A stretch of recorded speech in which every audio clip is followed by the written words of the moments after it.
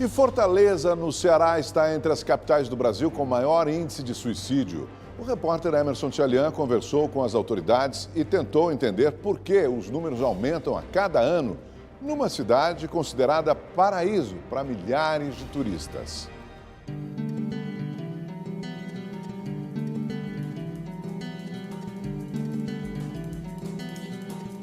Povo alegre, receptivo, cheio de vida. Fortaleza, um dos principais destinos turísticos do Brasil, recebe milhares de pessoas todos os anos. A cidade é conhecida como a capital do humor. Aqui tem alegria garantida de domingo a domingo nos shows espalhados pela cidade. Mas essa mesma Fortaleza tem uma face que nada tem a ver com a alegria. A cidade fica em segundo lugar no ranking de suicídio entre as capitais brasileiras. Foram 171 casos em 2013. Em 1990, Fortaleza ocupava o 18º lugar.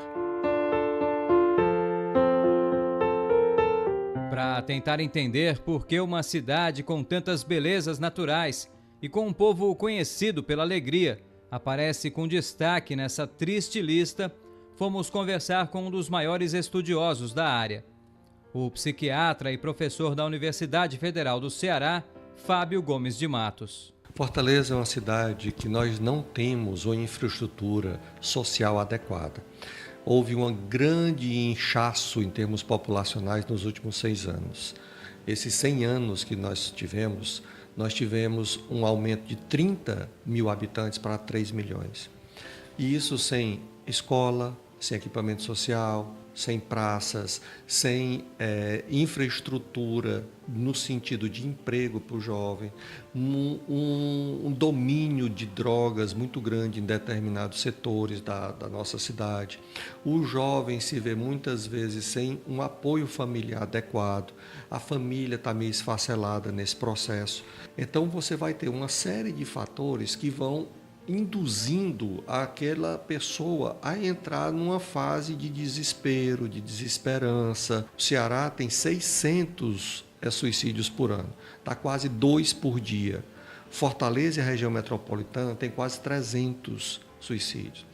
Esse número, tenho que te dizer, ainda é subdimensionado por causa do preconceito, que as pessoas não querem registrar que o seu parente morreu por suicídio, então diz que morreu de queda, diz que foi uma colisão. Em Fortaleza, 2016, morreram 32 pessoas por dengue, 32 pessoas. Morreram quase 300 na região metropolitana, Fortaleza e região metropolitana, por suicídio. Se a gente tem políticas públicas para evitar 32 mortes por dengue, por que é que nós não temos políticas públicas para evitar 300 mortes por suicídio? Que é 10 vezes mais, quase, 10 vezes mais. Então, é fundamental que a sociedade discuta essa questão de uma forma muito clara. E eu agradeço programas como o seu, que estão trazendo isso para a reflexão de todos nós, porque esse é um problema de todo mundo. Quem não conhece alguém ou quem não conhece uma família em que não houve um suicídio, né? E o que é feito? Nesse Hospital Público de Fortaleza funciona o único serviço de prevenção ao suicídio do Ceará. O serviço já funciona há 13 anos e atendeu mais de 2.000 pessoas. Aqui, cerca de 30 pacientes são atendidos uma vez por semana. Pessoas que já tentaram o suicídio ou que podem tentar um dia, considerados pacientes de grande risco. Eles vêm em busca de ajuda e recebem uma completa assistência terapêutica. A pessoa que quiser entrar em contato conosco é muito simples. Ela vai a um posto de saúde, o posto de saúde encaminha para cá pela questão do risco alto de suicídio. A gente faz uma entrevista de triagem e, caso ela preencha os critérios, caso ela esteja em risco de suicídio real, muito forte, muito alto, a gente a acompanha durante pelo menos 3 meses. São 12 sessões semanais. E aí a gente acompanha através de uma equipe interdisciplinar, composta por médico, psicólogo e assistente social. Então, e após esse atendimento, ela é encaminhada para um serviço que pode ser de ambulatório, do CAPS, um serviço de psicologia ligado a alguma universidade, que são serviços parceiros nossos. Pacientes têm idades entre 15 e 80 anos, homens e mulheres, pessoas que precisam ser ouvidas e que dão sinais de que alguma coisa está errada. Aquele ditado que diz assim, cão que ladra não morde, se ele vai dizer que vai se matar, não vai se matar, é um mito total. Pelo contrário, as pessoas que vão cometer suicídio, elas dizem antes.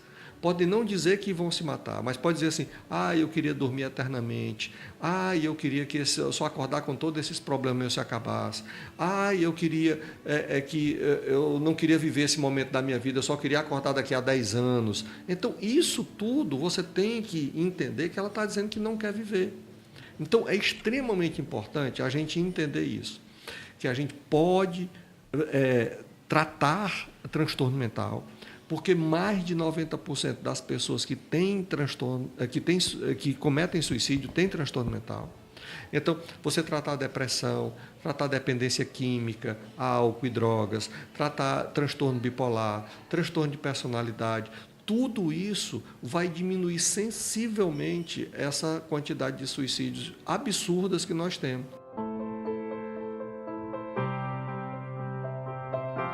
A gente vai ver vários olhares, o olhar da medicina, né, para ver o medicamento, se é necessário um medicamento para melhorar, né, o paciente, se é necessário a psicoterapia, mas a gente tem por objetivo tirar esse paciente da crise. Então, nós não precisamos do vice-campeonato de suicídio no Brasil.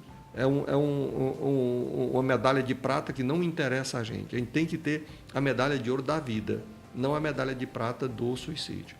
Então, se a gente fizer isso, eu acho que a gente pode fazer uma cidade mais humana, mais ética e que valorize a vida.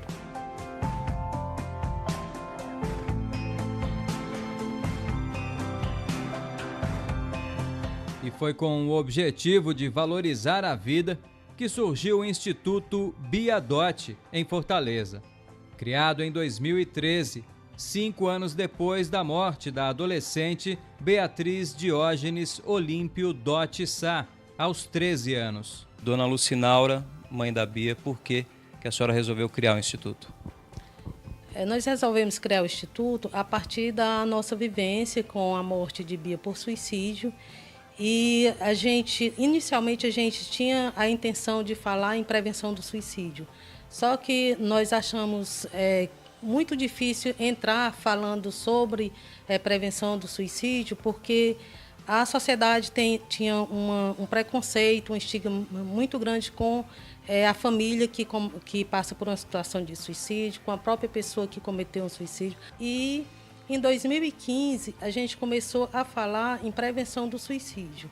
Um dos motivos que a gente achou que merecia esse foco, esse tema ser discutido, levar essa informação para a sociedade, foi não deixar que a morte de Bia fosse mais um número na estatística do suicídio, principalmente entre jovens e adolescentes.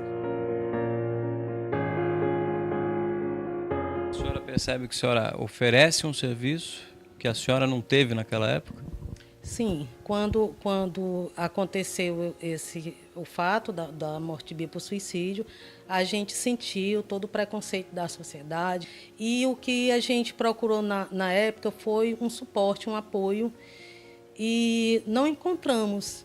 Então, um dos primeiros focos, dos primeiros trabalhos que a gente fez aqui no Instituto foi criar um grupo de apoio para as famílias sobreviventes de suicídio, para, nesse grupo de apoio, a família sentir que tem um local que ela possa falar, que ela possa desabafar, que ela possa repetir a sua história quantas vezes quiser, que nesse lugar as pessoas vão entendê-la e é um lugar seguro que ela pode se expressar da maneira que ela quiser e achar melhor, porque ali vão ter pessoas que estão passando pela mesma situação que ela passou.